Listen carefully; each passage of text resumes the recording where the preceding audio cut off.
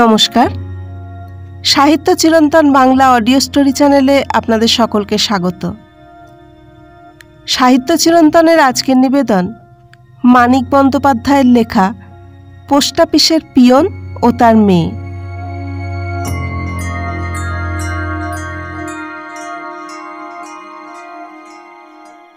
সিদ্ধির নেশায় কৈলাসের চোখ দুটি স্তিমিত হয়ে এসেছে। রামগতি নিজের মনে খুব হাসছিল।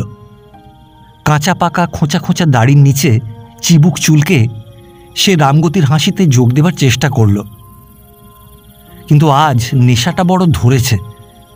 রামগতির রসিকতাতেও হাসি আসে না। দুধের স্বাদ ঘোলে মেটানোর মতো করেই সিদ্ধি খাওয়া, নইলে সিদ্ধির নেশায় কৈলাসের কোনোদিন ঝোঁক ছিল না।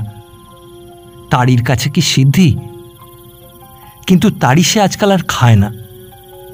একদিন নেশার ঝোঁকে মেয়ে কালিতারার কানের মাকড়ি টেনে ছিঁড়ে ফেলার পর থেকে ছেড়ে দিয়েছে। পোস্ট অফিসের ছুটি থাকলে বদনের দোকানে যাওয়ার জন্য বিকালের দিকে এখন তার পা সুরসুর করে। এক ভাঁড় তালের রস আর বদনের বউয়ের কড়া করে ভাজা পেঁয়াজ বড়ার অভাবে দিনটা তার বৃথাই গেল মনে হয়। কিন্তু বদনের দোকানে যাওয়া আর তার হয়ে ওঠে না। কানের খানিকটা উঁচুতে আর একটা ছ্যাঁদা করে কালি অবশ্য আবার মাকড়ি পড়েছে, কিন্তু কানের কাটা অংশটুকু বেশ দেখতে পাওয়া যায়। কৈলাস চেয়ে দেখে আর অনুতাপ করে। মাকড়ি ছেঁড়ার রাত্রে কৈলাসের নেশার জগতে তিলটি তাল হয়েই ছিল। কালি বিশেষ না চেঁচালেও তার মনে হয়েছিল মেয়েটা বুঝি আর্তনাদ করেই মারা যায়, এবং সেই ফেনানো উপলব্ধিটাই তার স্মরণ আছে। কাটা কানের জন্য কালি বিশেষ দুঃখ করে না, বলে, হোক গে বাবা, কান নিয়ে ধুয়ে ধুয়ে জল খাবো কি? তোমার একটা কুস্বভাব তো শুধরল। শুনে কৈলাস খুশি হয়। সে যে আর তাড়ি খায় না মেয়ের জন্য, সে একটা বড় রকম ত্যাগ ছাড়া আর কিছুই নয়। মেয়ে ত্যাগটা বোঝে জানলে নেশা না করার আফসোসে সে খানিকটা সান্ত্বনা পায়। রামগতির জামাই মাখম একটা কালি পড়া লণ্ঠন রেখে গেছে। তারই মৃদু আলোকে পরিমাণ ঠিক করে কৈলাস আরও খানিকটা সিদ্ধি গিলে ফেলল। তারপর একটা অত্যন্ত দুঃখের হাসির সঙ্গে নিজের মনে তার মাথা নাড়ার কারণটা রামগতি কিছুই বুঝতে পারল না। বলল, আর খেও না দাদা। কৈলাস বলল, না, খাইলে ছাই হয়। না আছে তাড়ির গন্ধ, না আছে স্বাদ। তবু সে প্রায়ই রামগতির কাছে সিদ্ধি খেতে আসে। সর্পি থেকে বাদাম, পেস্তা আর সাদা চিনি এনে সবুজ শরবতকে বিলাসিতায় দাঁড় করানোর ব্যবস্থা করে। সিদ্ধি যোগায় রামগতি। তার জামাই মাখমের বাড়ি ময়মনসিংহের একটা মহকুমা শহরে, যেখানে মাঠে ঘাটে বিনা চাষেই সিদ্ধি গাছে জঙ্গল হয়ে থাকে। টিনের তোরঙ্গে কাপড়ের নিচে লুকিয়ে সে শ্বশুরের জন্য সিদ্ধি পাতা নিয়ে আসে। নিজে না এলে লোক মারফত পাঠিয়ে দেয়। আবগারি বিভাগের লোকেরা মদ, আফিং প্রভৃতি বড় বড় মাদক সামলাতে ব্যস্ত থাকে, সুতরাং কাজটা মাখম আইন বাঁচিয়েই করে। মাখম কিন্তু নিজে কোনো নেশাই করে না, কেবল তামাক খায়। সে ভারী শান্ত ও সংসারী মানুষ। একা সে ৮৭ বিঘা জমির চাষাবাদ দেখে, আর বছরে ১,৫০০ টাকার গুড়ের কারবার সামলায়। শ্বশুরকে সে বিশেষ ভক্তি করে, এবং শ্বশুরের বন্ধু বলে প্রতিবার আসা যাওয়ার সময় কৈলাসের পায়ে হাত দিয়ে প্রণাম করতেও ভোলে না।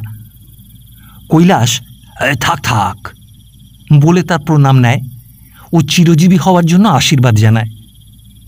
তারপর রামগতির কাছে প্রাণ খুলে মাখমের সঙ্গে নিজের গোয়ার গোবিন্দ জামাই সুবলের তুলনামূলক সমালোচনা আরম্ভ করে দেয়। সুবলকে সে চাষা বলে, গুন্ডা বলে, গেঁজেল বলে, এবং আরও অনেক কিছু বলে। সুবলের নেই এমন অনেক দোষও সে তার ঘাড়ে চাপিয়ে দেয়। বার কয়েক বলবার পর সুবলের সেই কাল্পনিক দোষগুলিতে তার বিশ্বাস জন্মে যায়।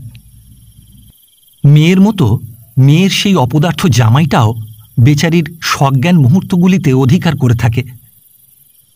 আজও সমস্ত সময়টা সে মাখমের সঙ্গে সুবলকে মিলিয়ে দেখছিল।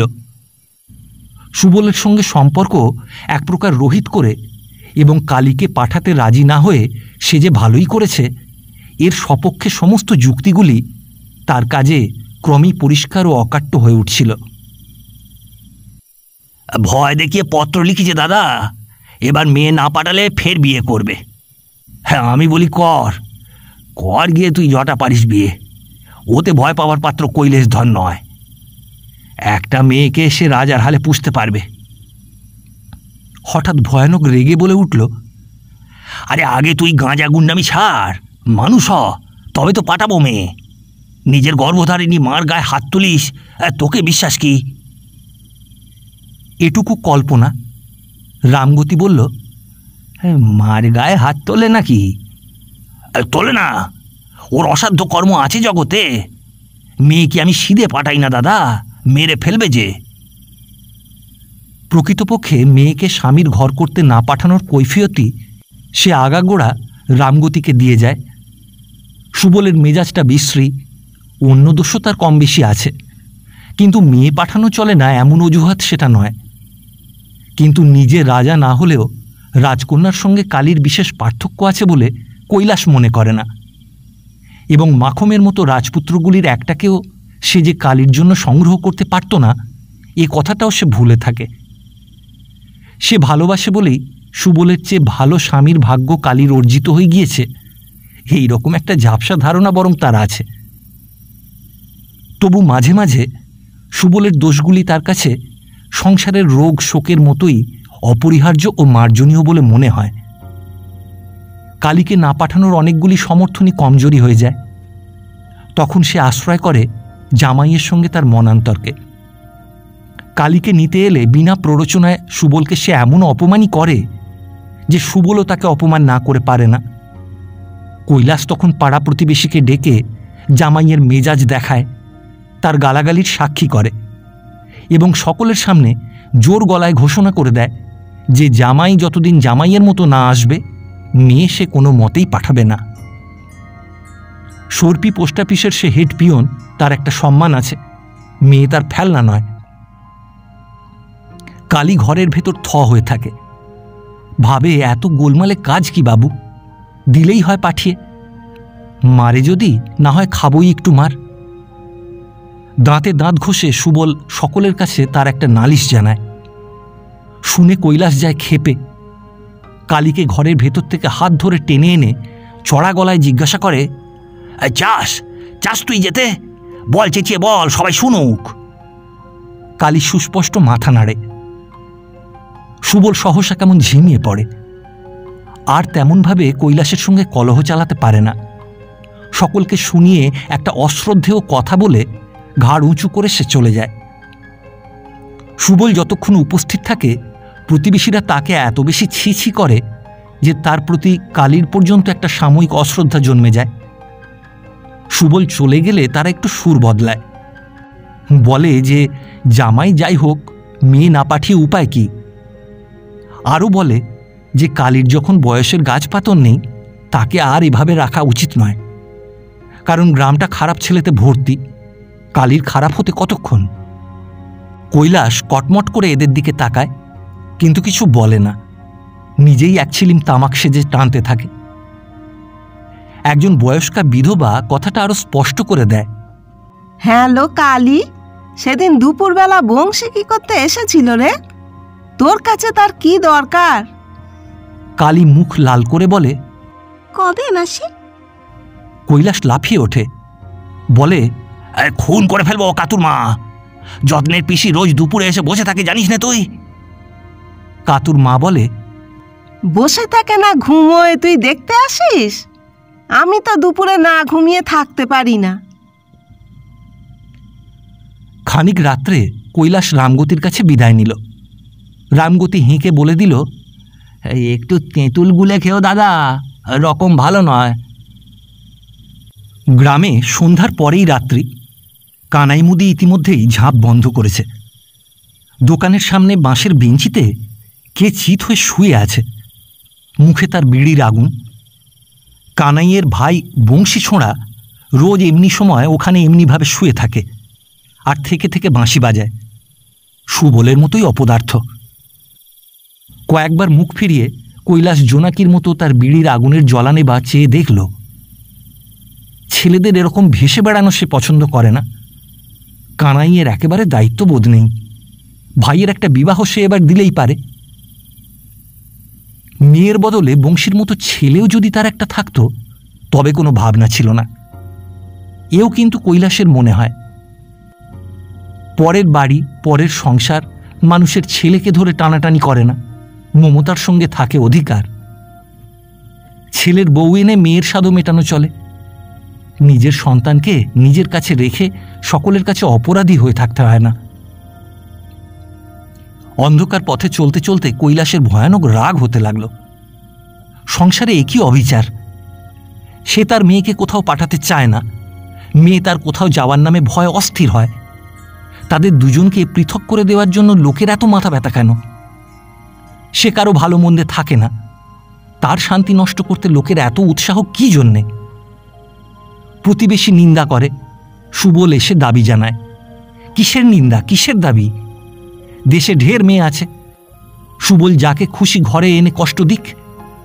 প্রতিবেশীদের ঘরে ছেলে মেয়ে আছে, তাদের ভালো মন্দ নিয়ে তারা মাথা ঘামাক, সে কথাটি কইবে না। কিন্তু সে আর তার মেয়ে দুজনেই যখন সুবলকে অস্বীকার করেছে, লোকের বলাবলিকে তারা যখন গ্রাহ্য করে না, তাদের আর বিরক্ত করা কেন? গায়ের জোরেই সকলে মিলে তাদের দিয়ে যা খুশি করিয়ে নেবে নাকি? রাগ আর তার কমতে চায় না। নির্জন রাস্তায় নিজের মনে কৈলাস গজগজ করতে লাগল। নেশায় তার মাথার মধ্যে ঝিমঝিম করছে। রাস্তাটা ঝোলানো দোলনার মতো দুলে উঠতে চায়। গ্রামের সমতল পথে সে পাহাড়ি দেশের চড়াই উতরাই ভাঙছে। তবু এমন জমজমাট নেশার মধ্যেও তারই তৃষ্ণায় সে আহত। মেয়ের জন্য কত দুর্দশাই তার কপালে আছে কে জানে। এতেও লোকে মেয়ের ওপর তার অধিকারকে স্বীকার করবে না। তারই তো বড় কথা, কালীর জন্য সুবল একটা ছোটখাটো ত্যাগও স্বীকার করুক দেখি। সে বেলা তার পাত্তা মিলবে না। অধিকার জাহির করতেই সে মজবুত। এমনই মানসিক অবস্থায় বাড়ির উঠোনে পা দিয়ে কৈলাস দেখল দাওয়ায় মাদুরে কাত হয়ে তারই হুঁকোয় সুবল পরম আরামে তামাক টানছে।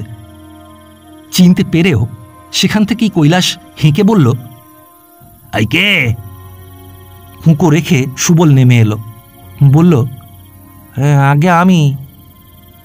বলা নেই ক নেই, তুমি বাড়ির মধ্যে ঢুকেছ কেন? সুবল ঠিক করে এসেছিল এবার সুর নরম করবে, সহজে রাখবে না। মাটির দিকে চেয়ে সে বলল, এই বাড়ির মধ্যে ঢুকবো না তো কোথায় যাব? শ্বশুরকে একটা প্রণাম ঠুকবে কিনা সুবল তাও ভেবে দেখেছিল। অভ্যর্থনার রকম দেখে সেটা আর পেরে উঠল না। কৈলাস বলল, তা কোথায় যাবি তা আমি কি জানি, চুলোয় যাবি। সুবল বলল, এই এত রাখবার কারণটা কি হলো? মা নিতে পাঠালো বলে এসেছি বই তো নয়। কৈলাস বলল, মা নিতে পাঠালো? তোর মা কে রে যে আমার মেয়েকে নিতে পাঠায়? যা তুই বেরো আমার বাড়ি থেকে। সুবল অল্প রাগ করে বলল, বার করে দিচ্ছ যে, তোমার বাড়িতে থাকতে এসেছে কে? গাছতলা ঢের ভালো। হ্যাঁ যা, তবে গাছতলাতে যা। ফের আমার বাড়ি ঢুকলে তো ঠ্যাং খোঁড়া করে দেবো। হ্যাঁ, ঠ্যাং অমনি সবাই সবাকার খোঁড়া করছে, আমারও দুটো হাত আছে। প্রতিবার যেমন হয় এবারও তেমনিভাবে দুজনের সুর চড়তে লাগলো। ভাষা রূঢ় থেকে অভদ্র এবং অভদ্র থেকে অশ্রাব্যে দাঁড়িয়ে গেল। মাত্রা কৈলাসেরই বেশি। সে বুঝতে পেরেছিল আজ একটা হেস্তনেস্ত হয়ে যাবে। সুবল শেষ মীমাংসা করতে এসেছে। আজ ওকে ফিরিয়ে দিতে পারলে ও আর আসবে না। শুধু আসবে না নয়, কালীকে কোনোদিন পাঠানো অসম্ভব করে দেবে। বিধবা মেয়ের মতো তার কাছে থাকা ছাড়া কালীর আর কোনো উপায় থাকবে না। মেয়েটা বাঁচবে। খানিক পরে তাই কলহের পরিসমাপ্তির জন্য কৈলাস পা থেকে ছেঁড়া চটি খুলে সুবলকে পটাপট কয়েক ঘা বসিয়ে দিল। উঠোনে একটা বাঁশের বাতা পড়েছিল, সেটা কুড়িয়ে নিয়ে কৈলাসের মুখের ওপর নির্মমভাবে কয়েকবার আঘাত করে সুবলও করল প্রস্থান। রান্নাঘরের দরজায় দাঁড়িয়ে উলুখড় কালী তার জীবনের দুই রাজার যুদ্ধ আগাগোড়া সবটাই চেয়ে দেখল। কৈলাসের আঘাত কম লাগেনি। মুখে 4-5টা কালো দাগ পড়েছে, নাক দিয়ে রক্তপাত হয়েছে এবং খোঁচা লেগে একটা চোখ বুজে গেছে। অনেক রাত অবধি তার নাক দিয়ে রক্ত ও চোখ দিয়ে জল পড়তে লাগলো। থেকে থেকে সে বলতে লাগলো, দেখলি কালী, দেখলি, আর একটু হলে খুন করে ফেলতো রে। মনে মনে সে কিন্তু নিশ্চিন্ত হয়েছিল, সুবল আর আসবে না।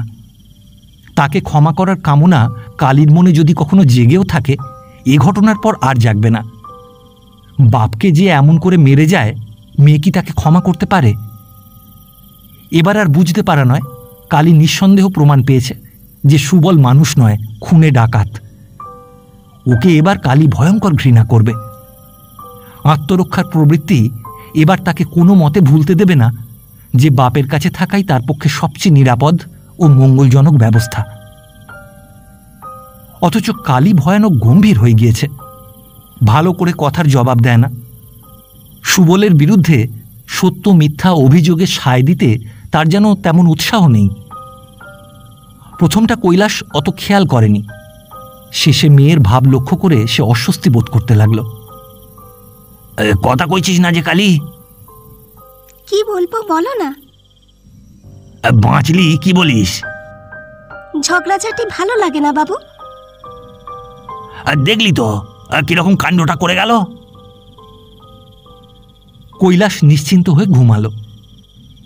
একটা বিরক্তিকর ব্যাপার ঘটেছে, শুধু এই জন্যই কালীর মন খারাপ হয়েছে। সুবলের সঙ্গে সম্পর্ক চুকে গেল বলে নয়, কাল ওর মুখের মেঘ কেটে যাবে। যেমন হেসে খেলে এতদিন এতকাল তার দিন কেটেছে, কাল আবার গোড়া থেকে তার শুরু। এবার আর বাধা পড়বে না। কাল সে ওকে সতীশের হারমোনিয়ামটা এনে দেবে। পাড়ার লোকে নিন্দা করবে, তা করুক। নিন্দা করা যাদের স্বভাব, নিন্দা তারা করবেই। কালী আনন্দে শুধু নাচতে বাকি রাখবে। তার মতো অবস্থার লোক কে কবে মেয়েকে 22 টাকা দিয়ে হারমোনিয়াম কিনে দিয়েছিল? তার 1 মাসের মাইনে। পরদিন সোমবার। সোমবার উখাড়ায় মস্ত হাট বসে। অনেক দূর দূর গ্রামের লোক হাটে চিঠিপত্র সংগ্রহ করতে আসে। সেখানে বড় বড় মহাজনদের নামে মোটা টাকার মানি অর্ডার ও ইনশিওর থাকে। চিঠির তাড়া হাতে চামড়ার ব্যাগ কাঁধে ঝুলিয়ে বেলা 10টার মধ্যে কৈলাসকে হাটে হাজির হতে হয়। 1টা পর্যন্ত সেখানে সে চিঠি ও টাকা বিলি করে। সর্পির পোস্ট অফিস কাছে নয়, 5 মাইল পথ। পোস্ট অফিসে চিঠি ও টাকা হিসেব করে গুছিয়ে নিয়ে আরও 3 মাইল হাঁটলে তবে উখাড়ার হাট।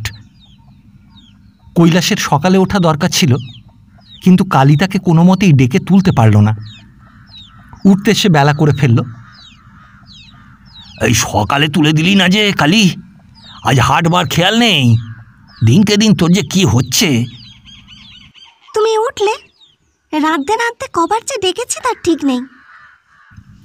কৈলাসের রাগ হয়েছিল, সে আরও কিছু বলতে যাচ্ছিল, কিন্তু হঠাৎ গত সন্ধ্যার কথা মনে পড়ায় 1 নিমেষে গলে জল হয়ে গেল। রাঁধতে তোর যদি কষ্ট হয় তো বল, তোর মাসিকে এনে রাখি। রাঁধতে আবার কষ্ট কিসের? মাসির ধাক্কা পোয়াতে পারবো না বাবু। কৈলাস খুশি হয়ে মনে মনে হাসল। ভাবল বাপের সেবার ভারটা মাসির উপরেও ছেড়ে দিতে কালীর বাধে। সে স্নান করে এলো, পিঁড়িতে বসে বলল, আন রে কালী, চটপটান, দেখেছ শালার রোদ্দুর, প্রাণটা যাবে। কালী বলল, হুটোপাটি করলে চলবে না বাবা, বসে খেতে হবে।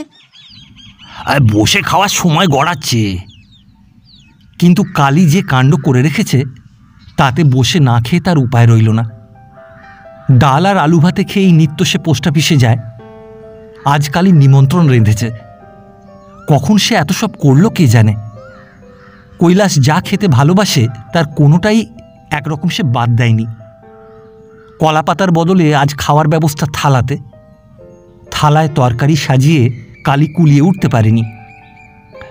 কি করেছিস রে? তুই কি খেপেছিস কালী? একদিন কি ভালো খেতে নেই? আরে এত কেউ খেতে পারে? না খাও তো আমার মাথা খাও। কৈলাস প্রাণপণে খেল। মেয়ের এতটুকু শখের জন্য সে প্রাণ দিতে পারে। মেয়ে সাত করে রেঁধেছে, সে খাবে না?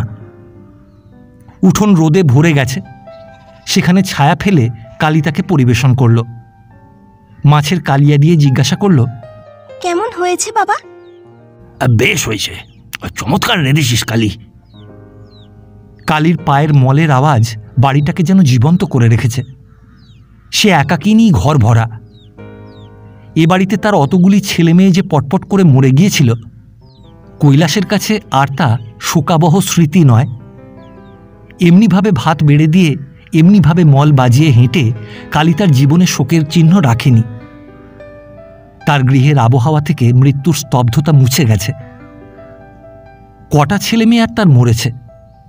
দুটো, তাও 5-7 বছর বয়সে, এক যুগ আগে। তবু কালী না থাকলে তাদের জন্যই কৈলাস শোকাতুর হয়ে থাকত বই কি। খাওয়ার পর বসে বসে কৈলাস খানিক তামাক টানল। বেলার দিকে তার নজর ছিল না। ধীরে সুস্থে খাঁকি কোট কাঁধে ফেলে সে যাওয়ার জন্য প্রস্তুত হল। কালী ছলছল চোখে বলল, এই রোদ্দুরে কি করে অদ্দূর যাবে বাবা? মেয়ের মমতায় মুগ্ধ হয়ে কৈলাস বলল, জানিস কালী, তোর মা ঠিক অমনি করে বলতো। তারপর সান্ত্বনা দিয়ে বলল, আরে 20 বছরের অভ্যেস, আর কি কষ্ট হয়? বলে রোদে ঘুরে ঘুরে মাথার চুলে ছাইয়ের রং ধরে গেল। ধূসর মাথায় হাত বোলাতে বোলাতে কৈলাস বেরিয়ে গেল। কালী বলে দিল, গাছের ছায়ায় জিরিয়ে জিরিয়ে যেও বাবা। মানুষের ছায়ায় যে জিরিয়ে জুড়িয়ে গেল, গাছের ছায়া দিয়ে সে কি করবে? 20 বছরের দুবেলা চেনা পথ, কাঠফাটা রোদে বোঝাই পেটে পথ চলতে কৈলাসের মুখের হাসি কোনো মতেই মুছে গেল না। চেনা মানুষকে দাঁড় করিয়ে সে কুশল জিজ্ঞাসা করল। যে ডাকলো দুদণ্ড বসে তার তামাক খেল।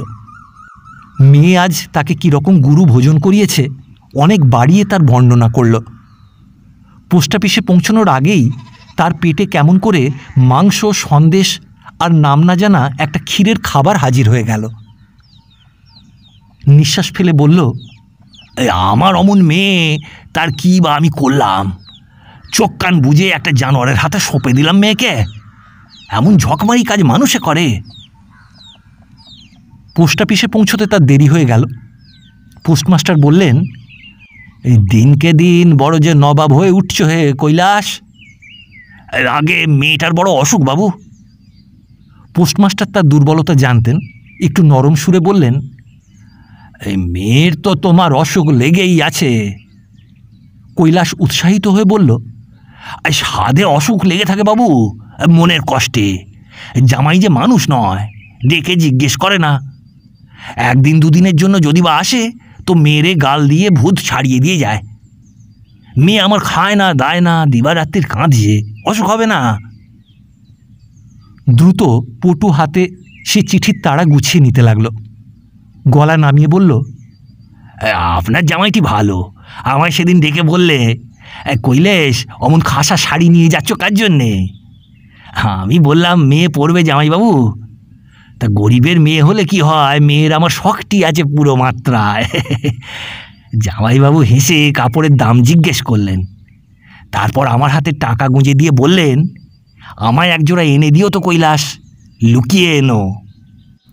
পোস্টমাস্টারের মুখের দিকে চেয়ে চোখ মিটমিট করে কৈলাস রহস্যটা তাকে বুঝিয়ে দিল।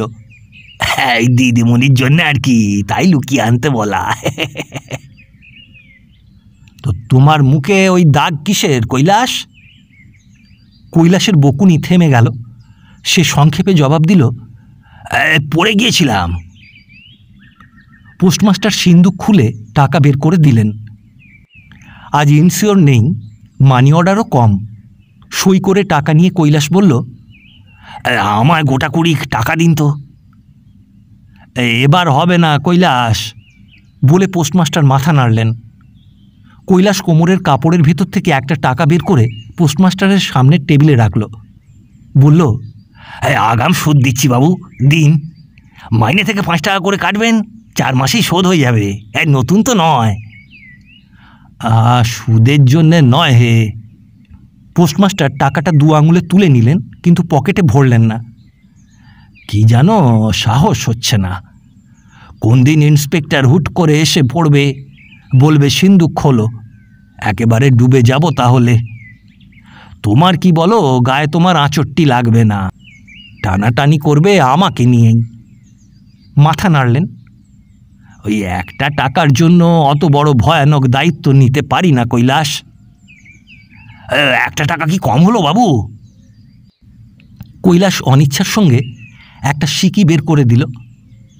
টাকা আর সিকিটা পকেটে ভরে পোস্টমাস্টার আবার সিন্দুক খুললেন। 20টি টাকা বের করে কৈলাসকে দিলেন। কথা আর তিনি বললেন না, নীরবে কাজ করতে লাগলেন। একটু লজ্জাবোধ হয়, যৎসামান্য। হাটে পৌঁছনো মাত্র কৈলাসকে ঘিরে ভিড় জমে গেল।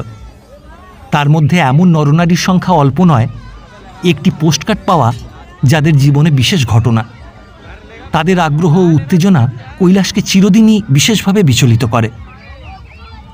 চিঠি বিলানো সকলের প্রতি তারই যেন অনুগ্রহ। ধনীর দারোয়ানের কাঙালি বিদায় করার মতোই গর্ব সে অনুভব করে। ছেলেবেলা কালী মাঝে মাঝে তার সঙ্গে হাটে আসত। কৈলাসের ইচ্ছা হয় কালীকে এখন একবার হাটে নিয়ে আসে। সে দেখে যায় হাট ভরা লোক কিভাবে তার বাপের পথ চেয়ে থাকে, তাকে কত খাতির করে, কত লোককে সে হাসায় কাঁদায়। অধর চিঠি পড়ে বলে, এই সুখবর এনেছো কৈলাস দা, এই যাওয়ার সময় ফুটি টুটি একটা কিছু তুলে নিয়ে যেও। বসন্ত চিঠি হাতে ধুলোর ওপর বসে পড়ে। তার দেওয়া চিঠির খবরে হরিদাসী হাটের কলরব ছাপিয়ে আর্তনাদ করতে থাকে। এসব দেখলে কালী কীরকম আশ্চর্য হয়ে যায়। শেষ দুপুরে প্রাপ্য তরিতরকারি সংগ্রহ করে গামছায় বেঁধে কৈলাস পোস্ট অফিসে ফিরে গেল। গুমোট হয়ে দারুণ গরম পড়েছে। বিকালে ঝড় বৃষ্টি হওয়া আশ্চর্য নয়। হারমোনিয়ামটা আজ তাহলে আর কেনা হয় না। কিন্তু কালী 5 মিনিটের নোটিশে কাল তার মান রেখেছে। পুরস্কারটাও তাকে অবিলম্বে দেওয়া দরকার। কাল পর্যন্ত ধৈর্য কৈলাস ধরতে পারবে না। অথচ দেরি করে এসে 5টার আগে আজ ছুটি পাওয়াও মুশকিল। সে শ্রান্তি বোধ করছিল। তবু বেঞ্চিতে চিত হয়ে খানিকটা ঝিমোনোর ইচ্ছা ত্যাগ করে সে পোস্টমাস্টারের বাড়ির মধ্যে গেল। পোস্টমাস্টারের মেয়ে দাওয়ায় ছেলে কোলে নিয়ে বসেছিল। বলল, কি কৈলাস? সেই যে মাদুলির কথা বলেছিলে দিদিমণি, আজ গেলে সেটা পাওয়া যায়। পোস্টমাস্টারের মেয়ে সাগ্রহে বলল, তবে তুমি আজকেই যাও কৈলাস। বাবু যদি রাগ করেন? আমি বলে রাখবো। মাদুলি নিয়ে পোস্টমাস্টারের মেয়েকে কৈলাস অনেক দিন ঠকাচ্ছে। ঝিকন ফকিরের মাদুলি আনা সহজ কথা নয়। একবেলা নৌকোয় গিয়ে 7 ক্রোশ হাঁটলে তবে ঝিকন ফকিরের আস্তানা। আজকাল করে কৈলাস মাদুলির দাম বাড়িয়েছে। এবার একদিন 8 পয়সা দিয়ে একটা মাদুলি কিনে তার গ্রামেরই জাগ্রত দেবতার পূজার ফুলের একটা শুকনো পাপড়ি ভরে এনে দেবে। বলবে, দিতে কি চায় দিদিমণি? কত হাতে পায়ে ধরে আনলাম, 5 শিকে লাগলো। না না, ও আর তোমাকে দিতে হবে না দিদিমণি, নিতে নেই গো, নইলে আর নিই না। মাদুলির খরচ বলে নয়, আমার মেয়েকে সন্দেশ খাওয়ার জন্য যদি তুমি দাও তো বরং নিতে পারি। পোস্টমাস্টার যে 5 শিকে গালে চড় মেরে নিয়েছে সেটা ফেরত আসবে। এই মিথ্যাচারের বিরুদ্ধে কৈলাসের বিবেকের কোনো প্রতিবাদ নেই। কালী ভিন্ন, সংসারের আর সমস্ত মেয়ে তাদের কর্মফল ভোগ করবেই। ঝিকন ফকিরের মাদুলিতে তাদের কোনো উপকার হওয়া সম্ভব নয়। এটুকু ছলনায় তবে ক্ষতি কিসের? মাদুলিতে দেবতার ফুল তো থাকবেই। সকলের মতো কৈলাসের আত্মপ্রবঞ্চনাতেও এমনি একটি সুন্দর শৃঙ্খলা থাকে। কালীর সম্বন্ধেও তার আত্মপ্রবঞ্চনা এমনই মনোহর। পোস্টমাস্টারের মেয়ের কাছে ঝিকন ফকিরের মাদুলির মতো কালীর জীবনে সুবল অনর্থক। মঙ্গল দূরে থাক, এ দুটি মেয়ের দুঃখমোচনও মাদুলি আর সুবলকে দিয়ে হবে না। একজনের জন্য সে তাই অকারণে 7 ক্রোশ পথ হাঁটতে যেমন রাজি নয়, আর একজনকে পরের বাড়ি পাঠিয়ে শূন্য ঘরে বুক চাপড়াতেও তার তেমন ইচ্ছা নেই। সতীশের বাড়ি পথে পড়ে না, একটু ঘুরে যেতে হয়। হারমোনিয়াম কিনে বের হতে হতে অপরাহ্ন হয়ে গেল। রোদের তেজ কমেছে, কিন্তু হারমোনিয়াম ঘাড়ে করে পথ চলতে কৈলাস শ্রান্ত হয়ে পড়ল। মনে হয় এতক্ষণে তার নেশা ছুটে গেছে। কিন্তু নেশার সঙ্গে স্নেহকে সে ঝিমিয়ে পড়তে দেবে কেন? সে জোরে জোরে পা ফেলে চলতে লাগল। আধমাইল গিয়েই সে হাঁপিয়ে পড়ল। বাদ্যযন্ত্রের ভারে ঘাটটা ইতিমধ্যে ব্যথা হয়ে গিয়েছে। পথের ধারে সেটা সে নামিয়ে রাখল। পা দুটো বেজায় টনটন করছে। বয়স যে 50 পার হয়েছে সেটা আর অস্বীকার করা যায় না। এই ধরনের প্রমাণ আজকাল প্রায়ই পাওয়া যায়। বয়সটা কৈলাসের গুরুতর বিপদ। কালীর জীবনের অর্ধেকটা কাটতে না কাটতেই তাকে মরতে হবে ভেবে কৈলাসের ভালো লাগে না। কালীর কি উপায় হবে? কালীর ভার কে নেবে? সুবল নিতে পারত। তার মৃত্যুর পরেও সুবল বেঁচে থাকবে। মৃত্যুর সংকেত মেনে মেয়েকে তার নিশ্চিত দুঃখ দুর্দশার মধ্যে বিসর্জন দিতে হবে নাকি? তার এত স্নেহ, এত কল্যাণ কামনা, এত ত্যাগ কোনো কাজে লাগানো যাবে না? মাঝে মাঝে নেশার অবসাদের সময় কথাটা ভেবে অসহায় আফসোসে কৈলাসের মাথা ঝিমঝিম করে। মরণে তার এমন নিশ্চিন্ত অবলুপ্তি যে কালীর ভবিষ্যৎ সম্বন্ধে কিছু পরিমাণে হওয়া যায় এমন একটা জোড়াতালি দেওয়া যুক্তিও সহজে আবিষ্কার করা যায় না। তবু বসে বসে সে জোড়াতালি দেয়। ভাবে সে তো আজই মরছে না, 2-4 বছর গেলে সুবলের হয়তো পরিবর্তন হতে পারে, সে মানুষ হতে পারে, তখন কালীকে পাঠানো চলবে। সে আরও ভাবে যে কালীকে নিয়ে যাওয়ার জন্য সুবলের যেরকম আগ্রহ, তাতে এ আশা করা যায় যে তার মৃত্যুর পর মেয়েটাকে সে ফেলবে না। তার সুবিধার জন্য কালীর প্রতি প্রেমকে সুবল 10-20 বছর বাঁচিয়ে রাখবে, এটা কৈলাসের আশ্চর্য মনে হয় না। এই বিশ্বাস বজায় রাখার জন্য সে একটা যুক্তিও ব্যবহার করে। সুবলের সঙ্গে কলহ তার, কালী কোনো অপরাধ করেনি। কালী ছেলে মানুষ, বাপের ব্যবস্থা না মেনে তার উপায় কি? বাপের অপরাধে সুবল নিশ্চয়ই মেয়েকে শাস্তি দেবে না।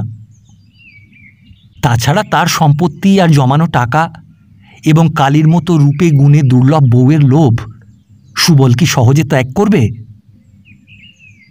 8 ঘণ্টাখানেক বিশ্রাম করে কৈলাস উঠল।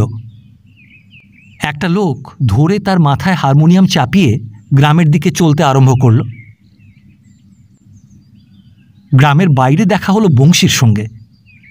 বংশী বলল, হ্যাঁ, কালীকে তাহলে পাঠিয়েই দিলে কৈলাস কাকা? বলে কৈলাস শঙ্কিত হয়ে রইল। বংশী বলল, সুবল গাড়ি খুঁজে হয়রান, সব গাড়ি গেছে হাটে, কোথায় পাবে গাড়ি? আমি বাড়ির সামনে দিয়ে যাচ্ছিলাম, কালী আমায় ডেকে বললে, বংশীদা একটা গাড়ি জোগাড় করে দাও না। আমি শেষে ওই রামগতি কাকার গাড়িটা জুটিয়ে আনি, তবে ওরা রওনা হয়। কৈলাস বলল, দেখো দেখি কাণ্ড, আগে থাকতে গাড়ি ঠিক করে রাখবে তা নয়, সুবলটার একেবারে বুদ্ধি নেই। হ্যাঁ, তোমার সঙ্গে দেখা হলো না বলে কালী কেঁদেই অস্থির। কেন কাঁদলো কেন? জ্যৈষ্ঠী মাসেই ওকে আমি নিয়ে আসবো। বংশী জ্ঞানীর মতো বলল, হ্যাঁ, তাতে কি সানায় কৈলাস কাকা? শ্বশুর বাড়ি যেতে মেয়েরা কাঁদবেই। তা হারমোনিয়ামটা তোমার নাকি? কার জন্যে কিনলে? কার জন্যে আবার? নিজের জন্যে। ওই খালি বাড়িতে আর কি করে সময় কাটাবো, ওটা বাজিয়ে প্যাঁ পোঁ করা যাবে। তুই কোথায় যাচ্ছিস রে বংশী? সন্ধ্যের সময় এসে দুটো গান টান শুনিয়ে যাস তো। বাড়ি গিয়ে জামা খুলে কৈলাস তামাক সেজে নিল। কালী যেন পাড়ায় কোথাও বেড়াতে গেছে। তামাক খেয়ে সে স্নান করল। চিনি খুঁজে লেবু দিয়ে শরবত করে পান করে রামগতির ওখানে গেল। রামগতি বলল, কালীকে তো তাহলে পাঠাতে হলো কৈলাস দা? কৈলাস বলল, হ্যাঁ, দিলাম পাঠিয়ে। কালী 17 পড়েছে, আর কি রাখা যায়? তবে এবার বেশি দিন রাখবো না, ওই জ্যৈষ্ঠীর মাঝামাঝি নিয়ে আসবো। পাঠাবো একেবারে সেই পুজোর পর। রামগতি বলল, ভালোই করেছ। মানুষের মন কি জানো দাদা, একেবারে আশ্চর্য। কালীকে পাঠাওনি বলেই হয়তো সুবল ওরকম হয়ে যাচ্ছিল, এবার বদলে যাবে। এতদিন কালীকে আটকে রাখা উচিত হয়নি। অতটা বুঝতে পারিনি। সুবল আর একটা বিয়ে করে বসলে কি বিপদ হতো বলতো? কথাটা কৈলাস নিজেও অনেকবার ভেবেছে। আজ রামগতির মুখে শুনে সে শিউরে উঠল। ভাগ্যে কালী তার পাগলামিতে সায় দিয়ে নিজের সর্বনাশ করেনি। গোপনে স্নেহ দিয়ে, সম্মান দিয়ে, বাপের অপমান ও অবিবেচনার বন্যাতেও নোঙর হয়ে স্বামীকে বেঁধে রেখেছে। রামগতি বলল, একটু সিদ্ধি করব নাকি? কৈলাস বলল, বদনার ওখানে গেলে হয় না? থাক, কাজ নেই, সিদ্ধি করো। গ্রামে সন্ধ্যার পরেই রাত্রি। ঝাঁপ বন্ধ করা দোকানের সামনে বেঞ্চিতে কাত হয়ে এমনি সময় বংশী বিড়ি টানে আর থেকে থেকে বাঁশি বাজায়। রামগতির বৈঠকখানায় মাখুম একটা কালি পড়া লণ্ঠন রেখে যায়। সিদ্ধির নেশায় কৈলাসের দু চোখ স্তিমিত হয়ে আসে। খানিক পরে বাড়ি ফিরে কালীকে দেখার চেয়ে 1 মাস পরে পাথুরে ঘাটায় গিয়ে কালীকে বাড়ি ফিরিয়ে আনার কল্পনা কৈলাসের বেশি মনোরম মনে হয়। আর ওদিকে গরুর গাড়ির মধ্যে কালী সুবলের সঙ্গে বকবক করে, বলে, তোমার জন্য বাবার কাছে মুখ দেখাবার উপায় রইল না। কিন্তু 1 মাস পরে তাকে আনতে গেলে কালী অনায়াসে এসে কৈলাসকে প্রণাম করে বলে, রাস্তায় কষ্ট হয়নি তো বাবা? যে গরম। কারো লজ্জা নেই। নিয়ম পালনে লজ্জা কি? পদে পদে নিয়ম লঙ্ঘন করেই তো সংসারে লজ্জা ও দুঃখের সীমা নেই।